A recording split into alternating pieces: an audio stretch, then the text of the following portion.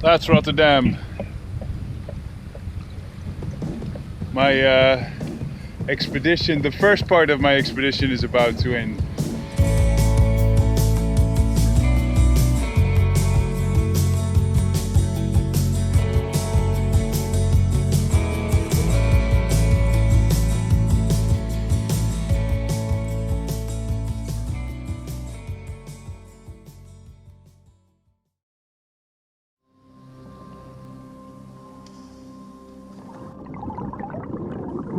Most of the stuff you cannot see what it is because it's just small torn off fragments of packaging. What I bump into, I take along with me on my board. I put it in a small pouch, small sack on my board.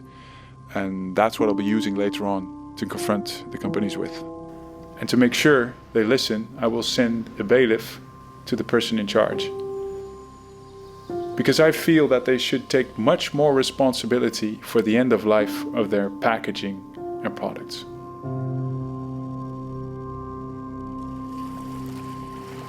So this is Nestlé, right? And I've got an Evian bottle as well, I found. So I would like to ask the CEO of Nestlé what he thinks about this. What he thinks about his plastic, his products floating down the Rhine into the sea. I wonder what he would say, if he feels any responsibility.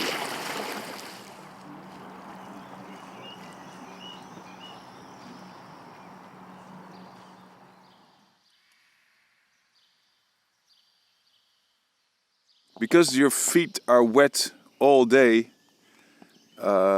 any wounds you get, they won't heal. So I'm barefoot nearly all day, so if I bump into anything, I get these small wounds, but they just don't heal.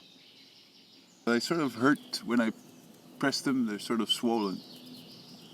But it seems like they're healing a little. They're getting used to being battered by the sun and water all day. The first quarter of an hour when you grab your paddle for the first time after having slept, that's when you sort of feel them, but after that, they're fine. It's like, your whole body hurts, so this is minor compared to the whole thing. I try to paddle when I'm in the valley of the wave, go through my knees, and then when I'm in the valley again, I stand up and I give it another push, and that's the way I sort of glide in that same rhythm of the waves. I cross them. But this is the experience I should have had when I was on the fast flowing part of the river. If I had all that experience of standing on the board with waves, then probably that part would have gone a lot better.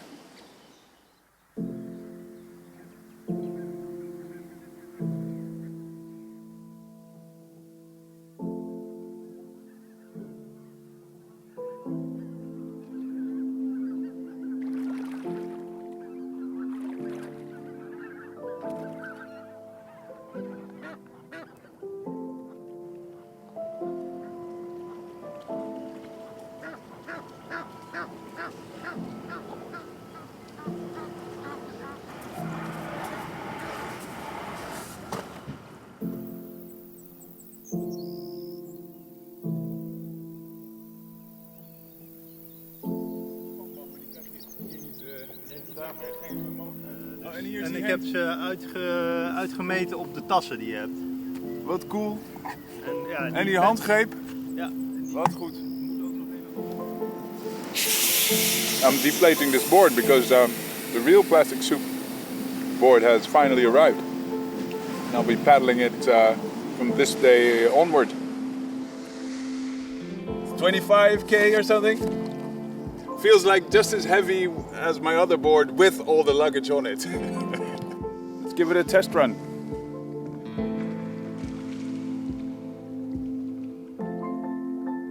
He's standing on it and he's having a good time. It's still a prototype, but there are lots of things that can go wrong. I think Merijn will handle it delicately, but it's great to see it going.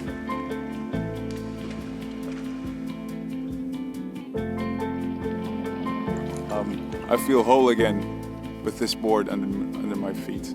Now I'm really the plastic soup surfer, the surfer surfing on plastic soup. From here on, I expect this whole campaign to get an extra boost, just because of the board and the story it tells. The picture has become one. You know, you can see me paddle by, and you'll understand what this project is about. Just the Rhine, the litter, and the story of paddling from source to sea.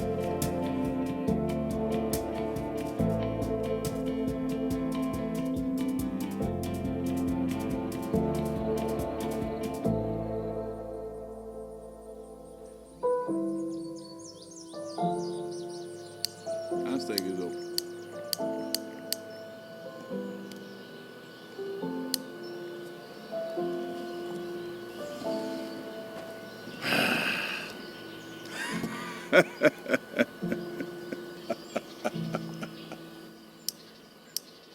Daar komt hij. I've been paddling for over a week now. I've been away from home for 2 weeks. The thing is, once you've paddled 1 week, you can paddle 2 weeks and 4. So I've sort of reached the point where I could go on doing this for months. There's nothing that's going to stop me from paddling. It's because the river ends that I probably will have to stop.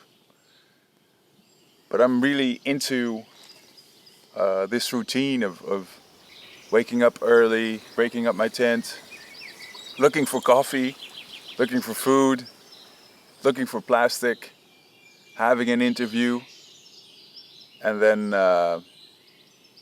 looking where I can pitch my tent again. And that routine sort of continues. And there's a development in that as well, as I'm not listening to music or something like that when I'm paddling, so I'm really reflecting if I'm not concentrating on just paddling. Sometimes there's just kilometers that I need to do, or the wind is against me, and it just takes all my strength and concentration to keep on paddling. But most of the time I just reflect on the plastics I see, on how I feel about that.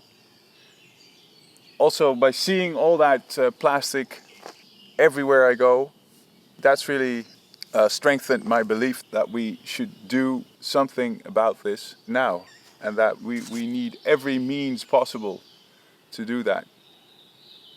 Which is awareness, which is targeting CEOs, which is policy. And those are the things I think about just paddling down that river.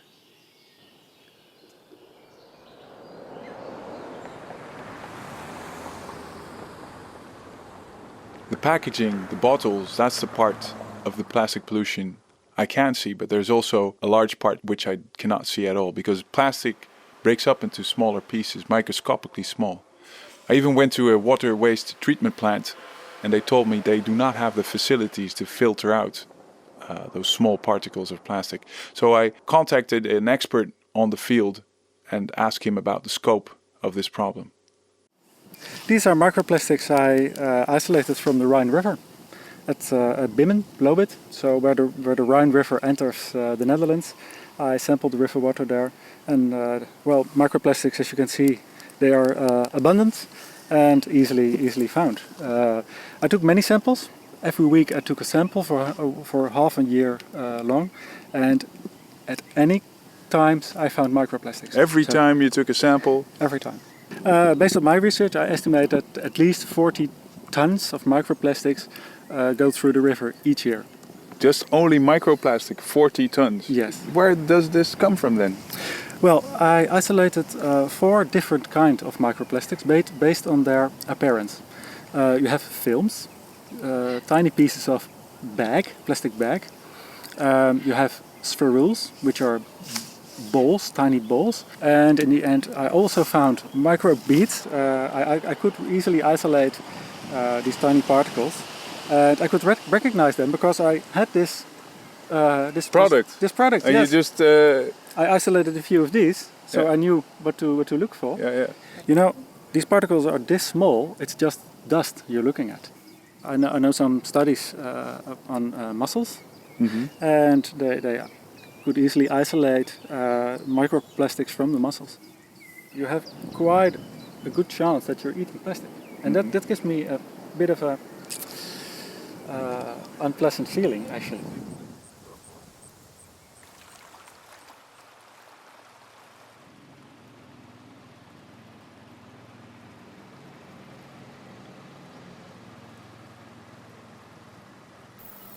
I was just thinking, man can make all these impressive machines,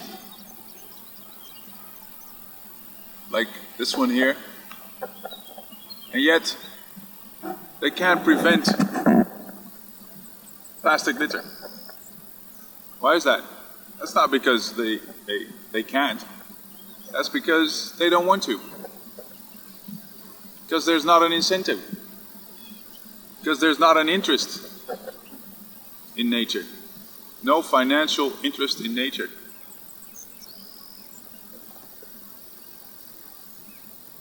Of course they can prevent plastic litter. They just don't want to.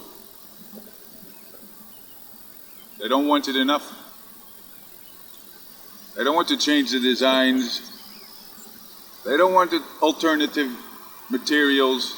They don't want deposit return systems. Why is that? Because it's not in their interest. And that's why I'm sending a bailiff. Because maybe they don't want to because of their finance, but they should because of my kids, their kids, and our future.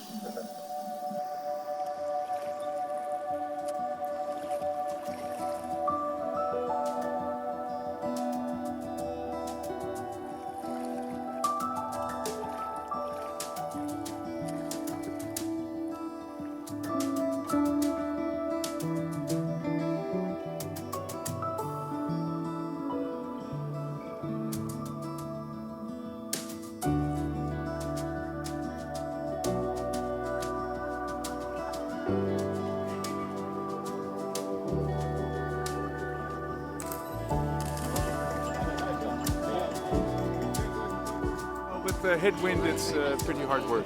Yeah. This is the boat, the famous boat. Oh my God. That's the artist. That's very nice.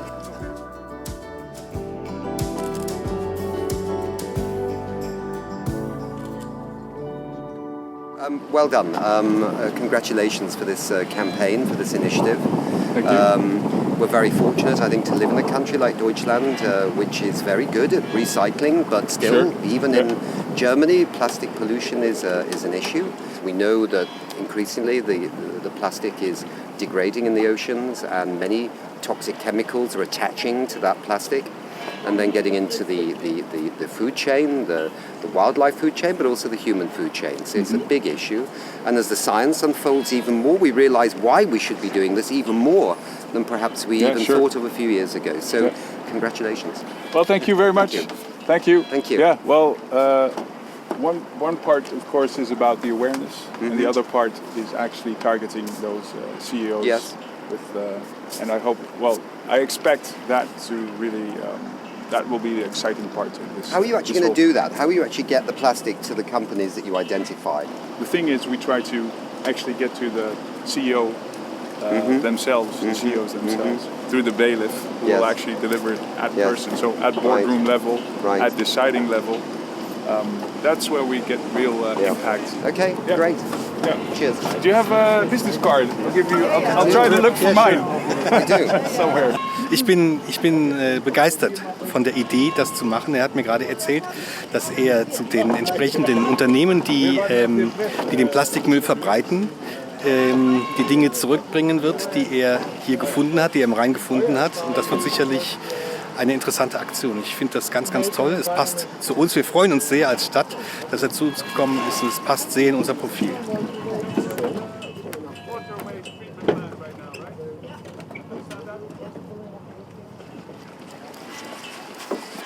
Next, I want to know how long in Rhine kilometers the trip actually is, or at least how many kilometers you leave behind each day, on average. The whole Rhine is 1,200 kilometers, but the packaging part is 1,035. I started the 4th, and I'll be at 20. I'll take 24 days. Okay. And in the beginning, I did more kilometers, like up to 80 a day, and at the end, I'll do only 24 a day. So I think the average is 47 kilometers. 47 each per day? Per day. That's yeah. impressive.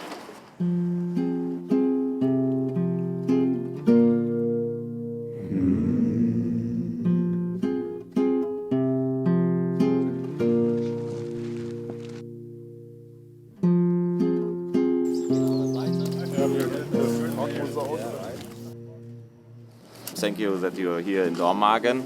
You see, we have a lot of people here great. to. Great to see so many people here. So I'm paddling down the Rhine from source to sea, from die Quelle bis zum Mundung.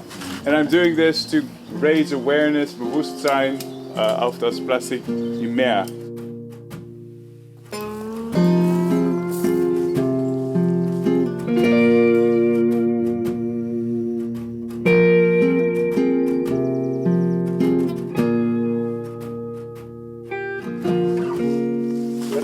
A lot of things I see here, it's just from barbecues and picnics actually. It's people picnicking and not using. This is the area where the picnics are and the barbecues. Yeah, a lot of stuff like that. Yeah. What would this be? What is this from? Es ist rumgewickelt so einen Zweig. Real Coca-Cola. This is Spa and thing. Weil die Deutschen haben alle das Recyclingzeichen mit Pfand. Ja, und diesen hat das nicht. Vielleicht war das dann niederländisch. It's even a little higher, you say. Ein Flaschendeckel. The water level will rise this high in wintertime, and this is where you find all the small stuff within this grown grass and within the thicket. It's everywhere. But it's very hard to pick up and clean, of course. It's all broken down, small pieces. Well, this cannot be cleaned, so the solution is prevention. Definitely. No littering, and make sure that everybody takes their responsibility. Civil society, consumers and producers. They should work together on this.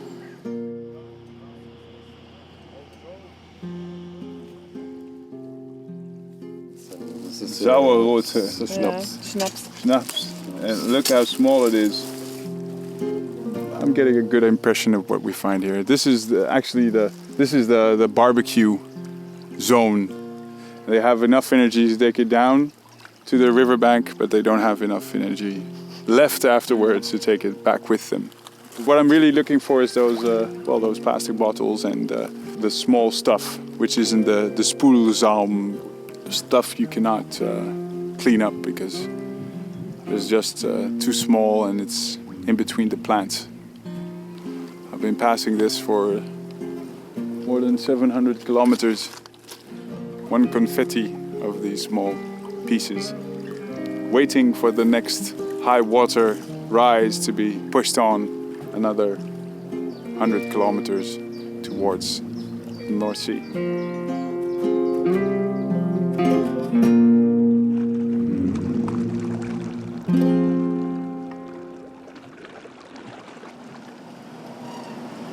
I think I was disappointed.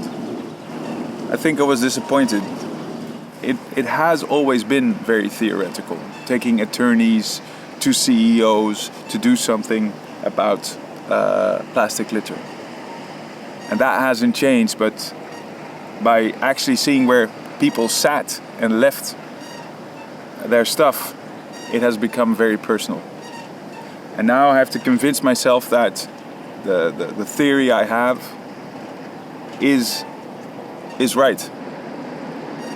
Maybe through this experience I've seen how fundamental, how this is really a behavioral thing, and we need every aspect of the chain to solve this. So that means producers as well, but of course consumers and civil society, if we want to do something about this.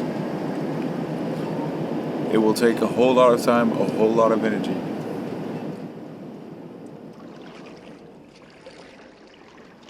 Sometimes I just feel tired. I think the excitement of the first week, the excitement of seeing whether I could actually accomplish the whole expedition, that's gone. And I still need to do 1 quarter, but now it just feels like hard work. And yeah, sometimes I just feel tired, and then they say, we need people like you. But I think, well, we need everybody. 2 days from the Netherlands.